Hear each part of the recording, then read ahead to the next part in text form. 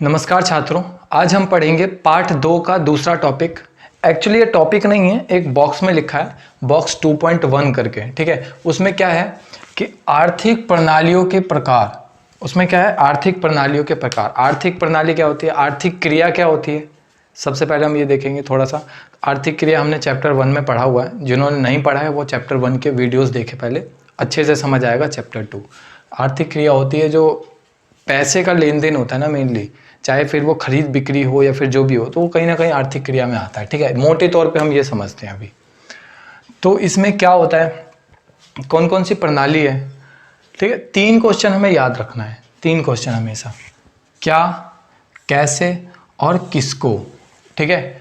अब देखेंगे क्या इसमें क्या है कि क्या का क्या मतलब है कि देश में किन वस्तुओं और सेवाओं का उत्पादन करना चाहिए, कि देश में क्या उत्पादन करें, ठीक है।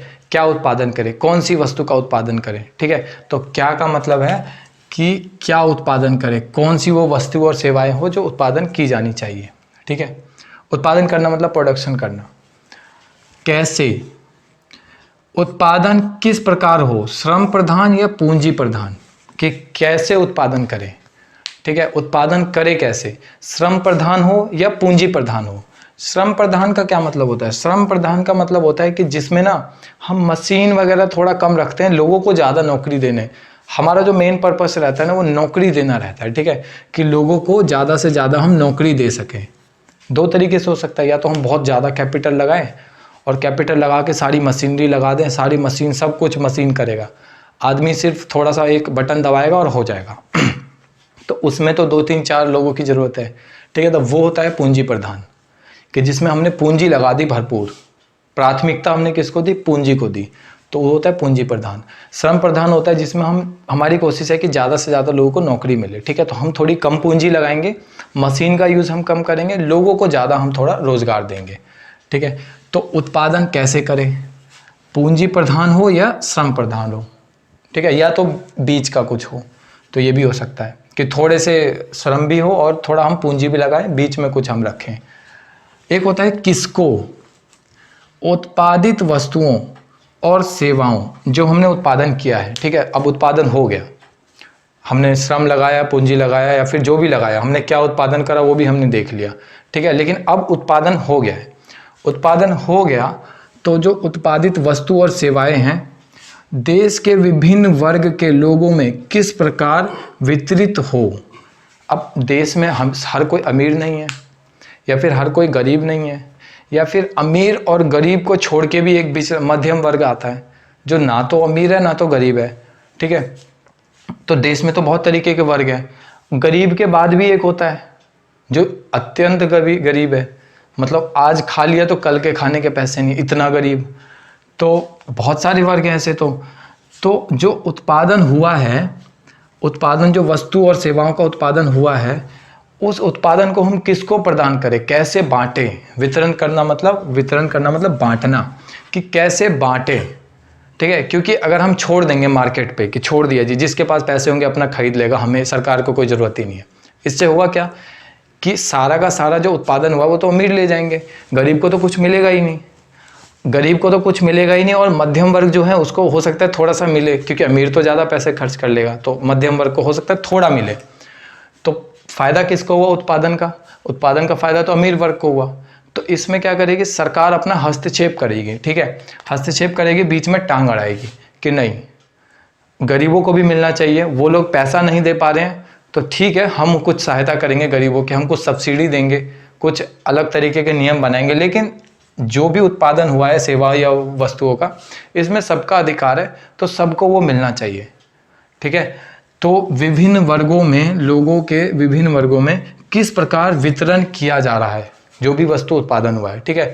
तो क्या उत्पादन करें, क्या कौन सी वस्तु है, क्या उत्पादन करें, कैसे करें, इन दोनों में से चयन करना है, या फिर कुछ बीच का, कैसे करें, किसके लिए करें या फिर किसको दें, ठीक है, किसके लिए या फिर किसको देना है। ये 3 क्वेश्चन है। इस 3 क्वेश्चन के हिसाब से ही हम देखेंगे कि समाजवाद ज़्यादा अच्छा है या पूंजीवाद ज़्यादा अच्छा है या फिर कुछ बीच का ज़्यादा अच्छा है, या अर्थव्यवस्था, ठीक है। अब इन तीनों क्वेश्चन के अगर हम ऐसे छोड़ दिया जो होना है होना, तो इन तीनों प्रश्नों के उत्तर कौन देगा? कोई अकेला आदमी आएगा देने के लिए कि नहीं जी ये करो ये करो? सरकार जो है ना, सरकार कोई एक अकेला आदमी नहीं है, सरकार मतलब पूरी टीम को हम कहते हैं, ठीक है। तो कोई अकेला आदमी तो देगा नहीं। तो इन तीनों के उत्तर कौन देगा? बाजार की मांग और पूर्ति, जिसको हम बाजार की शक्ति भी कहते हैं कई बार, ये पावर है, मार्केट पावर, ठीक है। तो बाजार की मांग और बाजार की पूर्ति देखते हैं। बाजार की मांग और पूर्ति, क्या उत्पादन करें, क्या उत्पादन करें? जिसकी मांग ज़्यादा है और वो चीज़ बनाने के लिए जो रॉ मटेरियल चाहिए, कच्चा माल चाहिए, उसकी पूर्ति हो भी रही है कि नहीं हो रही है। जस्ट एग्जांपल, साबुन की मांग ज़्यादा है या फिर किसी ऐसी चीज़ की मांग ज़्यादा है जिसका रॉ मटेरियल चीनी हो। जस्ट एग्जांपल, गुड़ की मांग ज़्यादा है। अब गुड़ की मांग तो ज़्यादा है, सबका मन है कि गुड़ बनाए, और चीनी आ नहीं रहा है कहीं से, गन्ना आ नहीं रहा है, ठीक है। गन्ने से बनेगा या चीनी से, जैसे भी, तो वो गन्ना की पूर्ति है ही नहीं, तो हम मांग लेके करेंगे क्या? तो मांग और पूर्ति दोनों अगर सही होगी तो पता चल जाएगा हमें क्या उत्पादन करना है। कैसे उत्पादन करें, कैसे उत्पादन करें? मांग अगर बहुत ज़्यादा है, बहुत ज़्यादा मांग है, और मांग में पैसा कम मिल रहा है, मतलब मार्केट में अगर कोई सस्ती चीज़ें बिक रही है, तो उसमें हम क्या करेंगे? उसमें हम मशीन ज़्यादा डालेंगे, ठीक है। मशीन से क्या होता है कि चीज़ें बहुत सस्ती बन के निकलती है और मात्रा भी अधिक होती है। लोग बनाएंगे तो थोड़ा धीरे बनाएंगे और थोड़ा महंगा पड़ेगा वो, ठीक है। तो मांग और पूर्ति से ये भी निर्धारित हो जाता है कि कैसे बनाना है, ठीक है, कैसे बनाना है, श्रम प्रधान या पूंजी प्रधान या फिर कुछ बीच का। अब किसके लिए बनाना है, किसके लिए बनाना है, या फिर बना के सामान किसको देना है, तो वो भी मांग और पूर्ति डिसाइड करेगा। जो मांग करेगा उसको मिलेगा, जो पैसे की पूर्ति करेगा, या बाजार के फैक्टर्स जो भी होते हैं बाजार चलाने के लिए जो भी चीज़ें चाहिए होती है, जरूरी नहीं है पैसा ही हो, ठीक है।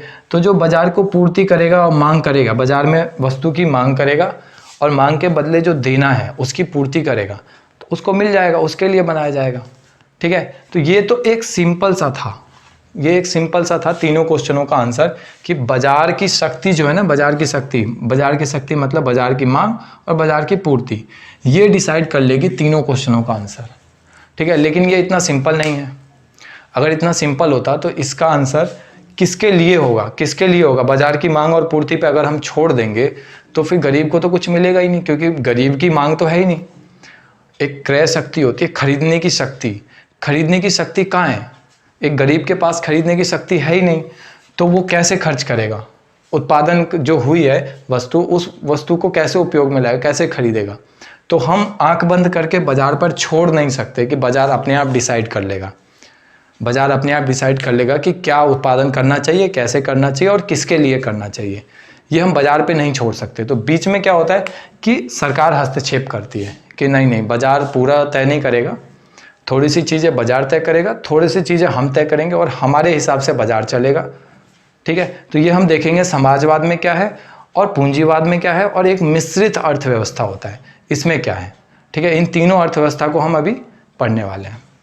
पहले हम कौन सी अर्थव्यवस्था के बारे में पढ़ेंगे? पहले हम पढ़ेंगे पूंजीवादी अर्थव्यवस्था, ठीक है। इसका एक दूसरा नाम भी है बाजार अर्थव्यवस्था। बताऊंगा ये बाजार अर्थव्यवस्था क्यों है, ठीक है। थोड़ा रिलेट होगा तो पता चल जाएगा कि बाजार ही क्यों है, दूसरा क्यों नहीं है। इसमें क्या है कि इसमें उन्हीं वस्तुओं और सेवाओं का उत्पादन किया जाता है जिसकी बाजार में मांग हो। क्या उत्पादन किया जाएगा? जिसकी बाजार में मांग हो, ठीक है। ये नहीं देखा जाएगा कि किसको क्या चाहिए, किसकी ज़रूरत है या किसकी नहीं है, कौन खरीद भी सकता है या नहीं खरीद सकता। एक गरीब आदमी बाजार में मांग क्या करेगा? उसके पास पैसे ही नहीं है, ठीक है। तो उसकी मांग तो नहीं है ना बाजार में। बाजार में मांग कौन करेगा? जिसके पास पैसे हो। तो कहीं ना कहीं जो बाजार में मांग है उसी वस्तुओं और सेवाओं का उत्पादन किया जाएगा, ठीक है। अगला देखेंगे कैसे उत्पादन किया जाएगा। श्रम और पूंजी, जो सस्ता हो उसका प्रयोग, कि श्रम या फिर पूंजी जो सस्ता मिलेगा उसका प्रयोग, ठीक है ना। कि एक तरीके का कि बस ना प्रॉफिट कमा, एक उद्देश्य होता है प्रॉफिट कमाना, ठीक है ना। पूंजीवादी अर्थव्यवस्था में क्या होता है कि प्रॉफिट कमाना, जिसके पास ज़्यादा पूंजी है। हम थोड़ा ना हिंट ले सकते हैं कि पूंजीवादी मतलब जिसके पास ज़्यादा पूंजी है, ज़्यादा पूंजी का मतलब जो ज़्यादा अमीर है, जो उसमें कैपिटल लगा सकता है बहुत मोटी रकम में। अब जो मोटी रकम में कैपिटल लगाएगा ना, उसको प्रॉफिट से मतलब रहेगा, ज़्यादा उतना करेगा नहीं, ठीक है। जैसा कि हमारा संसार है कुछ अच्छी चीज़ें भी हैं लेकिन बहुत कम है। तो कैसे उत्पादन किया जाएगा? श्रम का या पूंजी का, जो भी सस्ता पड़ेगा उसका यूज़ करके, ठीक है ना। हमें मतलब नहीं है कि हम रोज़गार दें, या फिर हमें मतलब नहीं है कि हम मशीन ही लगा दें, बहुत सारा पैसा लगा दें। जो सस्ता पड़ेगा उसका। किसको दिया जाएगा सामान? अगर सामान बन के तैयार हो जाता है तो किसको दिया जाएगा? अगर हम इस अर्थव्यवस्था को फॉलो करते हैं, पूंजीवादी अर्थव्यवस्था को, तो इसको सामान किसको दिया जाएगा? वस्तुओं का वितरण जो होगा, वस्तुओं और सेवाओं का वितरण, जिसकी क्रय क्षमता ज़्यादा होगी, खरीदने की एक शक्ति, जिसके पास, अगर इसको सिंपल भाषा में कहें, जिसके पास पैसा ज़्यादा होगा, जिसके पास पैसा ज़्यादा होगा उसके अनुसार किया जाएगा, ना कि जिसकी आवश्यकता होगी। देखो, क्रय शक्ति एक गरीब के पास नहीं है, गरीब के पास पैसा ही नहीं है जो वो एक क्रय शक्ति अपनी दिखाए या फिर अपनी एक क्षमता दिखाए, ठीक है, लेकिन आवश्यकता तो है उसे, ठीक है। तो इस बाज़ार में क्या होता है पूंजीवादी में, कि जिसको आवश्यकता है उस हिसाब से नहीं, जिसकी क्रय शक्ति ज़्यादा है, खरीदने की एक क्षमता ज़्यादा है, जिसके पास पैसा अधिक है, उसको दिया जाएगा सामान, ठीक है। हमें मतलब नहीं है कि किसको आवश्यकता है और किसको नहीं है, जो पैसा देगा ज़्यादा उसको देंगे, ठीक है। तो इसमें क्या हुआ, हमने अभी जस्ट पढ़ा था कि बाजार की शक्ति जो होती है, बाजार शक्ति में बाजार की मांग और बाजार की पूर्ति, ये कहीं ना कहीं उसी से रिलेट करता है सारा, कि किसका वो क्या कहते हैं उत्पादन होगा, जिसकी बाजार में मांग होगी। अभी मैंने बताया था पूंजी और श्रम और पूंजी में जो सबसे सस्ता होगा उसका यूज़ करेंगे। हमें मतलब ही नहीं है समाज से नौकरी देना है या नहीं देना, रोजगार देना है या नहीं देना। वस्तुओं किसको दी जाएगी? जो ज़्यादा पैसा देगा, ठीक है। तो एक प्राइवेट आदमी जो होता है ना, जो सिर्फ पैसा कमाने के लिए करता है, ये सारे के सारे उसके गुण हैं, ठीक है। तो ये क्या है, एक बाजार है, सिंपल एक बाजार की मैं बात करूं तो एक बाजार अर्थव्यवस्था इसलिए बोला जाता है कि इसमें सारा कुछ बाजार तय करता है। बाजार तय करता है तभी तो जिसको जो ज़्यादा पैसा देगा उसको दे दिया जाएगा, ये बाजार का ही तो नियम है, ठीक है। तो जिसकी क्रय क्षमता ज़्यादा है उसको वस्तु मिल जाएगा। तो इसीलिए इसका नाम एक बाजार अर्थव्यवस्था भी है, क्योंकि ये बाजार ही तय करता है इसमें सब कुछ, क्या उत्पादन करना है, कैसे करना है और किसको देना है, जो उत्पाद करके निकलेगा वो किसको देना है। अब सेकंड अर्थव्यवस्था कौन सी है? सेकंड अर्थव्यवस्था है समाजवादी अर्थव्यवस्था। समाजवादी अर्थव्यवस्था के नाम से ही थोड़ा सा पता लग रहा है कि समाज थोड़ा ज़्यादा आएगा इसमें। समाज जहाँ ज़्यादा आता है वहाँ सरकार आ जाता है, ठीक है, क्योंकि समाज अपने आप ज़्यादा आएगा नहीं, सरकार उसको लाएगा तभी आएगा। समाज में तो अलग अलग तरह के लोग हैं, सारा समाज आगे कैसे आ जाएगा। तो देखते हैं हमारे पास प्रश्न कितने हैं। हमारे पास प्रश्न है क्या, कैसे और किसको, किसके लिए मेनली। इस अर्थव्यवस्था में तीनों प्रश्न के उत्तर सरकार देती है। इस अर्थव्यवस्था में तीनों प्रश्न के उत्तर कौन देता है? सरकार देती है, ठीक है। सरकार अपने हिसाब से कुछ भी दे देगी? नहीं, जो देश के हित में हो, ठीक है। किसी सरकार देश का अहित नहीं चाहेगी। देश का हित का मतलब समाज का हित, ठीक है। देश यहाँ पे कौन है? हम है, समाज है। तो जो समाज के हित में हो सरकार तय करेगी कि क्या उत्पादन करना है, सरकार तय करेगी कि कैसे उत्पादन करना है, पूंजी ज़्यादा लगानी है या फिर श्रम ज़्यादा लगाना है, किसको प्रायोरिटी देनी है। सरकार तय करेगी कि सामान किसको देना है, लास्ट में उत्पादन हो गया तो किसको कितना देना है, ठीक है। सारे डिसीजन सरकार लेगी, ठीक है। वस्तुओं का वितरण, कि वस्तुओं का वितरण उस वस्तु की, हमने पहले क्या पढ़ा था पूंजीवादी में, कि वस्तु का जो वितरण होगा वो वस्तु क्रय क्षमता के हिसाब से होगा, ना कि वस्तु की आवश्यकता के हिसाब से। आवश्यकता तो एक गरीब की भी है, लेकिन उसके पास क्रय शक्ति नहीं है, पैसा नहीं है, तो उसको नहीं मिलेगा। ये था पूंजीवादी में, ठीक है। यहाँ पे क्या है कि वस्तुओं का वितरण उस वस्तु की आवश्यकता के अनुसार होता है, ठीक है, ना कि क्रय क्षमता के अनुसार, ठीक है। क्रय क्षमता के अनुसार नहीं होगा। मान लीजिए कोई अमीर है, उसकी क्रय क्षमता तो बहुत ज़्यादा है, लेकिन एक गरीब है, उसको उस वस्तु की आवश्यकता उस अमीर से ज़्यादा है, उस अमीर से ज़्यादा वस्तु की आवश्यकता है लेकिन उसके पास पैसा नहीं है, तो यहाँ पे सरकार हस्तक्षेप करेगी, कहेगी कि ठीक है हम तुम्हें सस्ते दाम में देंगे, या तो हो सकता है फ्री में देंगे, जैसे कि अभी राशन मिलता है, ठीक है, पूरे भारत में जो राशन मिलता है तो ये क्या मिलता है, ये कहीं ना कहीं एक फ्री ही तो है। थोड़ा सा अगर 10-5 रुपये ले लेते हैं तो 10-5 रुपये का क्या मोल है, तो कहीं ना कहीं फ्री है। तो इसमें क्या करती है सरकार, हस्तक्षेप कर देती है कि नहीं नहीं, जिसको आवश्यकता है उस हिसाब से दिया जाएगा, ना कि जिसका क्रय क्षमता ज़्यादा है या फिर जो भी, ठीक है, तो सरकार उस हिसाब से देती है। अब थर्ड क्या है कि समाजवादी राष्ट्र में लोगों को निःशुल्क स्वास्थ्य सेवाएं प्रदान की जाती है। लोगों को ज़्यादातर निःशुल्क स्वास्थ्य दिया जाएगा, ठीक है, कि डॉक्टर्स या फिर हॉस्पिटल में थोड़ा निःशुल्क, कहने का मतलब बिल्कुल शुल्क ना हो, या फिर अगर हो भी तो 5-10 रुपये का एक पर्ची बने, जैसे कि डिस्पेंसरी वगैरह में होता है, ठीक है, कहीं भी अब दिल्ली में या कहीं पे भी डिस्पेंसरी होती है, उसमें 5-10 रुपये की एक पर्ची बनती है, तो वो कहीं ना कहीं एक निःशुल्क है, ठीक है। तो समाजवादी राष्ट्र में मतलब ऐसे राष्ट्र, ऐसा देश जो समाजवादी अर्थव्यवस्था को फॉलो करता है पूरे तरह से, उसमें निःशुल्क स्वास्थ्य सेवाएं प्रदान की जाती है कि फ्री में, ठीक है। यहाँ निजी संपत्ति का कोई स्थान नहीं। निजी संपत्ति का मतलब क्या है कि प्राइवेट सेक्टर का कोई स्थान नहीं, जो करेगा सरकार करेगा, ठीक है। निजी संपत्ति मतलब प्राइवेट एसेट्स होते हैं, लेकिन प्राइवेट सेक्टर की हम बात करेंगे कि जो करेगा सरकार करेगा, ठीक है। यहाँ पे जो भी वस्तु बनाई जाएगी, जो भी वस्तु होगा, उत्पाद किया जाएगा, वस्तु या सेवा दोनों की बात कर रहा हूँ मैं, वो राज्य का होगा, मतलब कि राज्य या देश कह लो कि वो राज्य या देश का होगा, ठीक है। जो भी वस्तु बनाया जाएगा वो राज्य का या नहीं तो देश का होगा, ठीक है। एक्चुअली राज्य को ही देश कहते हैं, इको वगैरह में ऐसा होता है, राष्ट्र, राज्य, देश, ये सब एक ही चीज़ होती है, ठीक है।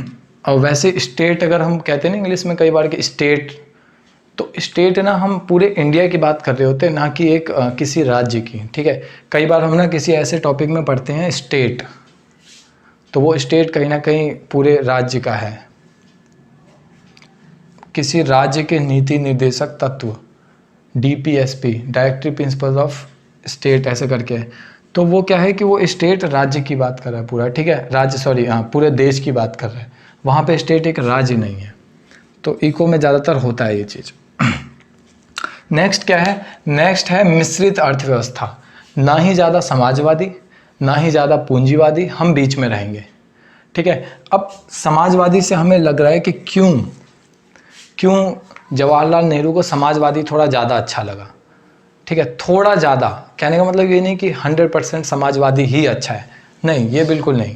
थोड़ी सी छूट भी देनी जरूरी है बाज़ार को जब तक हम थोड़ी सी छूट नहीं देंगे बाज़ार ग्रो नहीं करेगा। ग्रो मतलब कि एक चीज़ें ग्रो करना, जैसे हम बढ़ते हैं, विकास होना, ठीक है। जब हम सब चीज़ को बांध के रखेंगे, हम बच्चे को अगर बांध के रखेंगे, अपने हिसाब से पढ़ने देंगे, तू मैथ पढ़ अभी या साइंस पढ़ या ऐसा कुछ पढ़, तो बच्चे को जो मन करेगा पढ़ने का वो तो पढ़ नहीं पाएगा, तो धीरे धीरे वो क्या करेगा कि वो ना डेवलप नहीं कर पाएगा, विकास नहीं कर पाएगा। तो वही चीज़ तो एक देश के लेवल पे भी होगा। तो इसीलिए समाजवादी तो अच्छा लगा, जवाहरलाल नेहरू को अच्छा लगा समाजवादी, लेकिन पूर्ण रूप से नहीं, ठीक है ना, हमने पिछले टॉपिक में पढ़ा था। तो इसीलिए ये सारी अच्छी बातें ही हैं, लेकिन ज़रूरत से ज़्यादा अच्छी हैं, ठीक है, जो हमारे देश के लिए कई बार हानि हो जाती है। तो ये समाजवादी अर्थव्यवस्था का था। अब मिश्रित अर्थव्यवस्था में क्या है, मिश्रित के नाम से पता चल रहा है मिश्रण, दोनों मिला हुआ थोड़ा थोड़ा। अधिकांश अर्थव्यवस्था, अधिकांश मतलब ज़्यादातर अर्थव्यवस्था मिश्रित अर्थव्यवस्था है, ठीक है ना, ज़्यादातर मिश्रित है। ना ही ज़्यादा पूंजीवाद, कैपिटलाइज्ड, और ना ही ज़्यादा समाजवाद, सोशलिज्म, ठीक है। इसमें बाजार से संबंधित निर्णय सरकार और बाजार दोनों मिलकर लेते हैं। बाजार से संबंधित निर्णय क्या, बाजार से संबंधित ये क्या, कैसे और किसको या किसके लिए। इसके साइड में मैं लिख भी देता हूँ, किसके लिए,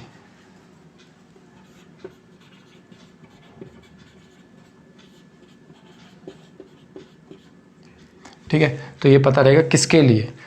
तो ये 3 निर्णय हैं, तो ये 3 निर्णय कौन लेगा मिश्रित अर्थव्यवस्था में,